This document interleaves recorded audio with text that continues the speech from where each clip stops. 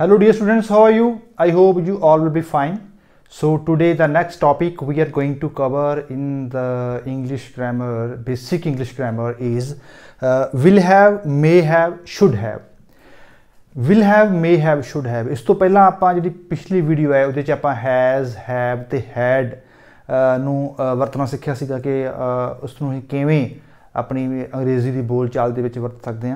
सो अज जो उस तो अगला वो संबंधित जो टॉपिक है वह है will have, may have, should have. Will मीनस गा, जिथे विल होएगा इट मीनस गा। मे मीनस हो सकता, संभावना, मे दे विच संभावना होंदी है। सो मे हो सकता, हैव मीनस कोल, हैज़ ते हैव कोल, मे हो सकता, विल गा। इसी तरह शुड हैव, शुड मीनस चाहिए है, हैव मीनस कोल, कोल होना चाहिए है। सो विल हैव मीनस कोल होवेगा, मे हैव कोल हो सकता है, शुड हैव मीनस कोल होना चाहिए है। आप कहने कि मेरे को एक घर होवेगा, मेरे को घर हो सकता है, मेरे को एक घर होना चाहिए है। सो ये तिना चीज़ों आपां अज इस वीडियो च पढ़ांगे कि आप इसकी वरतों किवें करनी है। मैं तुसीं गॉट भी ला सकते हो, I have got a car, I will have got a house, I will have got a house, I may have got a house, I should have got a house। सो इत्थे तुसीं got ला लो जां तुसीं got तो बगैर ला लो, मतलब दोनों तो same है, कोई फर्क नहीं है। He dash many friends, he will have many friends जेकर आवे तां इसदा मतलब है कि उसदे बहुत सारे दोस्त होणगे।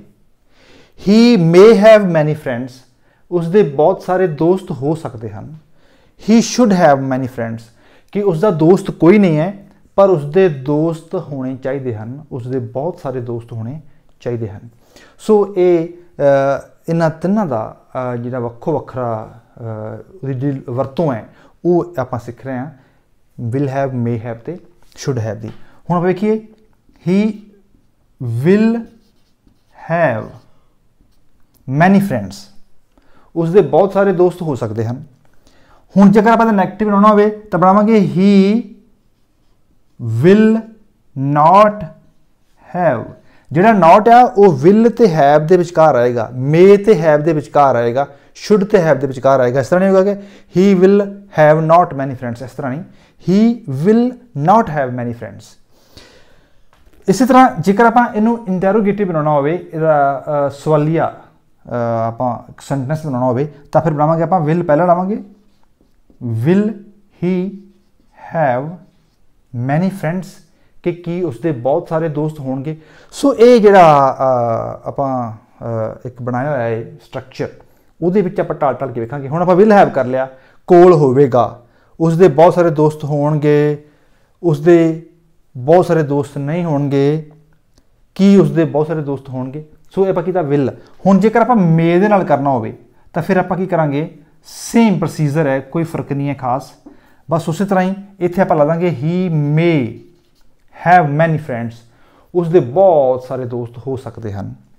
He will may he may not have many friends, कि उसके बहुत सारे दोस्त नहीं हो सकते। इसी तरह मे ही हैव मैनी फ्रेंड्स, कि उसके बहुत सारे दोस्त हो सकते हैं। सो सेम प्रोसीजर, सेम तरीका वरतन का मे हैव नू जिस तरह आप विल हैव वरत्या। सो इस तो अगे आप जेकर शुड हैव की वरतों करनी हो तो वह भी आप इसी तरह करांगे, he should have many friends, उसके बहुत सारे दोस्त होने चाहिए हैं। ही should not have many friends, कि उसके बहुत सारे दोस्त नहीं होने चाहिए। Should he have many friends, कि उसके बहुत सारे दोस्त होने चाहिए हैं। सो ये सारी जी आप वरतों करते हैं, ये आप जड़ा एक has, have, had, will have, may have, should have नूं आपां एक ही तरीके नाल वरतते हैं। जिथे पोजैशन की गल होवे कि किसी कोल कोई चीज़ हो सकती है, उसका एक बेटा हो सकता है, ही मे हैव अ सन, उसका एक बेटा होवेगा, ही विल हैव अ सन, उसका एक बेटा होना चाहिए है, he should have a son. राजे का एक पुत्र होवेगा, the king will have a son, राजे का एक बेटा हो सकता है, the king may have a son. उसका एक दोस्त होगा, he will have a friend. उसका कोई दोस्त नहीं होना चाहिए, he should not have any friend. तुहाडे कोल कोई बहाना होगा, you will have any excuse. तुहाडे कोल कोई बहाना नहीं होना चाहिए, you should not have any excuse. तुहानू कोई आइडिया होगा, you will have an idea. तुहानू कोई आइडिया नहीं हो सकता, you may not have any idea. तुहानू इसका पता होना चाहिए है, you should have the knowledge of this thing. तुहानू इसका ज्ञान होना चाहिए है, तुहानू इसकी जानकारी होनी चाहिए है, you should have the information about it. So ये हैज़ ते हैव ते had, will have, may have, should have, ये साडी रोज़ाना की गलबात दे विच इन्हां दा बड़ा खास रोल है। इस तरह कल्ली गलबात दे विच ही नहीं, जिहड़े विद्यार्थी पढ़ रहे हैं स्कूल्स दे विच, कॉलेजेस दे विच, उन्हां दा जो भी रीडिंग, राइटिंग, स्पीकिंग दा, लिसनिंग दा जिन्ना भी काम है, उहदे विच ये सारा कुछ वरत्या जाता है। तो इंग्लिश बोलने वास्ते इस चीज़ का आना साडे वास्ते बड़ा लाजमी है, क्योंकि जब तक सानू ये चीज़ां नहीं आउणगियां तब तक असीं जिहड़ा अपना अगला काम है वो अहीं करन वास्ते साडे वास्ते बड़ा मुश्किल होएगा।